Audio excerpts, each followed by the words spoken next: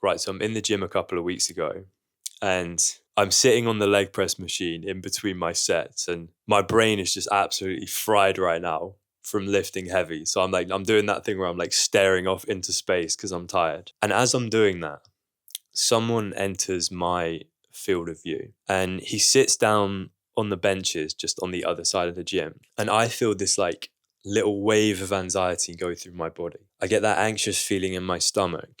And the reason for that is because I know this guy. This is a person that I went to school with. We weren't particularly close.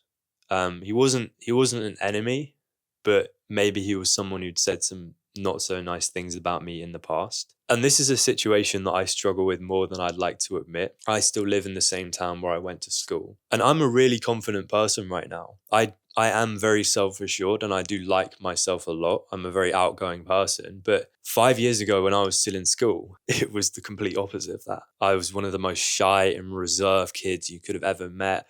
I got picked on a lot. And that's the main reason why I spent the next 5 years just building myself up and becoming someone who I actually did like. So whenever I see people from school, it's kind of a struggle. I just don't really know how to act because I guess I'm a little bit afraid that they're just going to treat me as that person I used to be, or maybe they're going to expose the fact that really I haven't changed and I start reverting back to my old behaviors, this like not so confident person. It's kind of deep, but that's how I feel. And I know there's got to be some people who feel like that as well, who've been on like a similar journey. But yeah, I've seen this guy a few times in the gym before, and my instinct has kind of just been to keep my head down to avoid looking at him or meeting his gaze. And that just didn't really feel right to me. Like, don't get me wrong, part of the reason I'm doing that is because I think, maybe such a long time has passed that he doesn't even recognize me. And if he does recognize me, then would he even want to talk to me? Like we weren't friends in school. Is he interested in having a chat?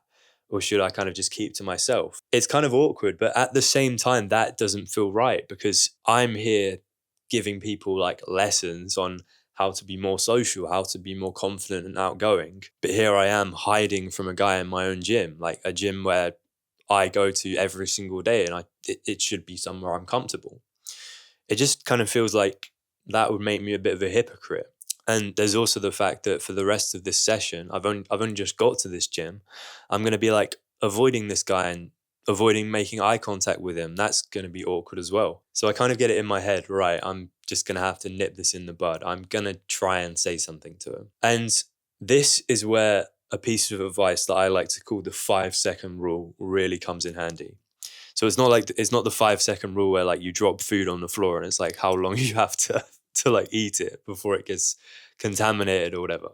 The 5-second rule is all about overcoming that moment of hesitation that you feel when it comes to social situations. That little like anxiety. Should I do it? Should I not do it? It takes 5 seconds to talk yourself out of a particular course of action.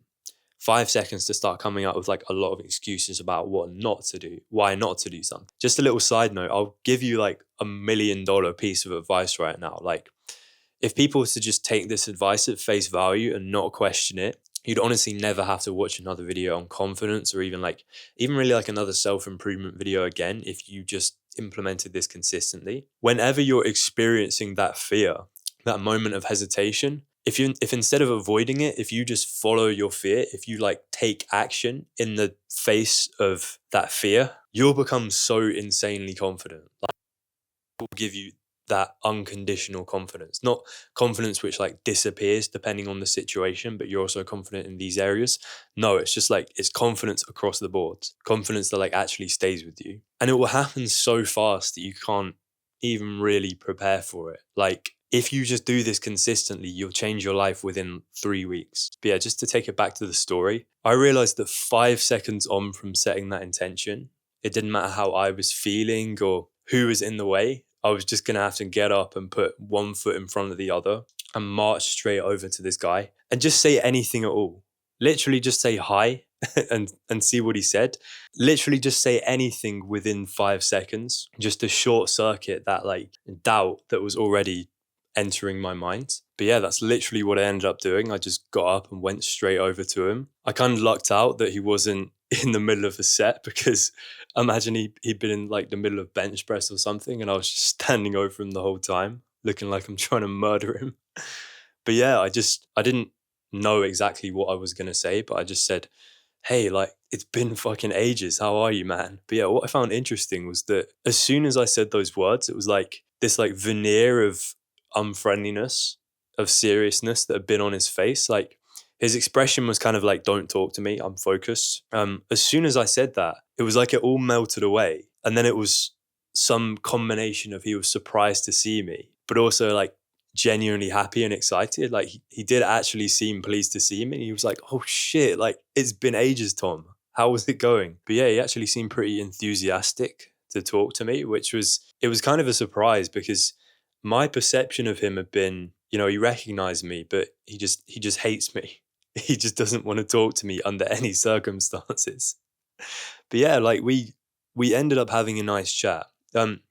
Little side note just now. If like me, maybe you'd like seen this person before and you just like fucking ignored them. Like I definitely walked past this guy in the gym a bunch of times and just blanked him. And that was almost adding to the awkwardness and the pressure for me.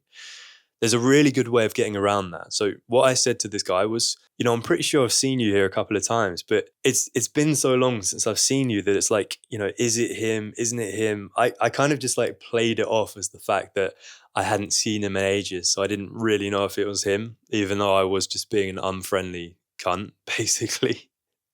But that is like a really good way of clearing the air. So yeah, me and him are chatting back and forth. And, as is the case for two people who haven't seen each other in a long time, it is a little bit awkward.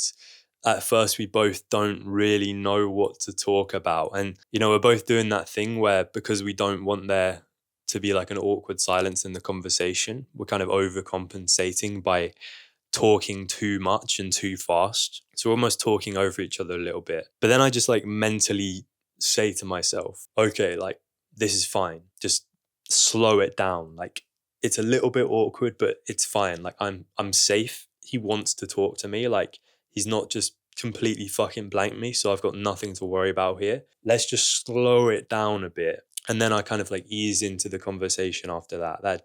That's like a really good mental cue for when you're like slightly panicking. But yeah, we end up just catching up on the past and everything that's been going on.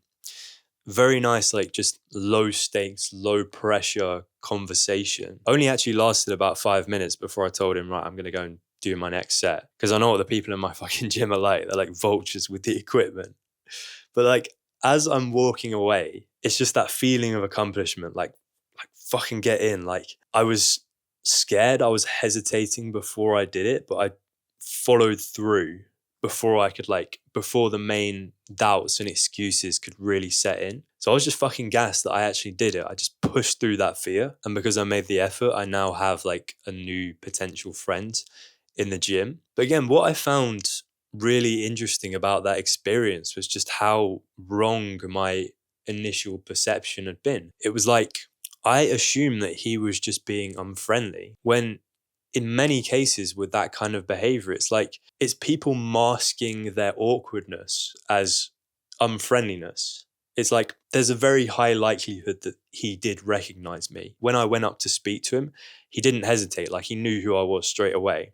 And he probably did recognize me the times before, but it was also just maybe he was thinking the exact same thing. He didn't really know how to approach the situation where we hadn't seen each other in such a long time. So he's feeling a little bit awkward and he's kind of just blanking me as a way of getting over that. But yeah, a lot of what we perceive as unfriendliness in these situations is actually just the person's awkwardness combined with an unwillingness to go first. A lot of people don't want to be the one to go first in this situation. They don't want to be the one putting their ego on the line. Like if he was in my shoes, he's probably thinking the same thing. He's thinking like, if I go up, is he even going to know who I am? Is he going to reject me? It's like all these things going through their head, which are going to stop them from being the one who initiates. But actually, if you're willing to make the effort to go first, that's taking off all the pressure from them. And actually, when you do speak to them, they're very receptive. They're very warm. They're very friendly. It's like all these things that you wouldn't necessarily expect unless you can push through that fear. So that's going to be the standard that I'm setting for myself going forward.